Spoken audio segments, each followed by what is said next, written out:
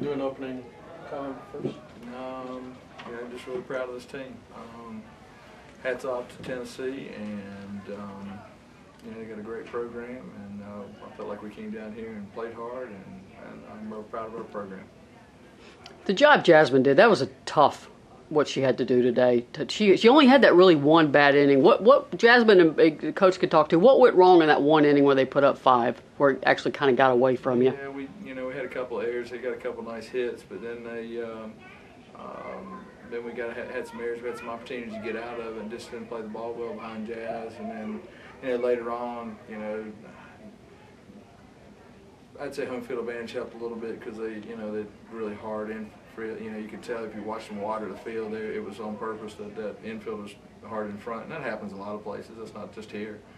But then we got a lot of those big high hopping, infield singles. So that played into their speed, and it happened a little bit that inning. But other than that, we played pretty good, pretty solid. Other 13 innings, so. It was a weekend of pitchers too, wasn't it? Ellen was having trouble for Tennessee, so they just kept going to Ivy. Did you hope you could get to her? Because you guys had seen her so much in the first game. Did you hope you could get to her more in the second? Yeah, we just didn't. I tell you, we did, but we also she just kept jamming us. We just didn't get our hands out well. We haven't seen anybody throw that hard in a while, but it wasn't like she was fooling us. We just weren't getting our time and getting our hands out, I think, to where we could hit. But then again, we hit some line drives. They had to make bigger plays than us in a lot of times. So yeah, there were some line shots that they had to catch up. There were some loud strikes in that game too. Yeah. Jasmine, what was working for you out there, and then what were you struggling with at times? I think I actually was on today, but they just made adjustments from the first game. Then they hit better in the second game. The pitches that they didn't hit well in the first. So. What do you take from this weekend? What do you learn going forward here? Well, I just take a lot of the pressure and all the situations that we got put in. There's a lot of good teams in this regional, and so I just take the experience basically from it because obviously this is our whole first team's first time at regional, so really take the experience from it all. Coach, you have a great relationship with the Weeklies too, don't you? This has been a pretty good series when you guys have met, hasn't it? Yeah, we're good friends. We're competitive friends for sure, and I know that they do a great job here, and certainly respect what they do. Jasmine, does this one stick with you for a while, or how quickly does this one sort of linger with you? Because they had to beat you twice. You guys were in the driver's seat. Yeah. Do you leave disappointed, or do you leave feeling like you did everything you could? I feel like we did everything we could as a team, not just me personally too. The batters had my back when they scored 2. We came back with 1 hit and with 1 run. And I just feel like can't let it linger too long. I played a good weekend, so proud of me and my team. Coach, last thing, this sport has really grown, hasn't it? Hofstra is in the Super Regional. Mm-hmm.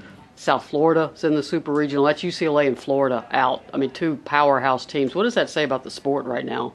Oh, it's the parity is unbelievable right now in softball, and as I told the team earlier, right at the end of the game, the visibility of our sport compared to a lot of sports in college athletics right now. You could easily say that there's a lot more excitement about women's college softball than there is in about any other women's sport. To be honest with you, there's some other growing sports like lacrosse and obviously.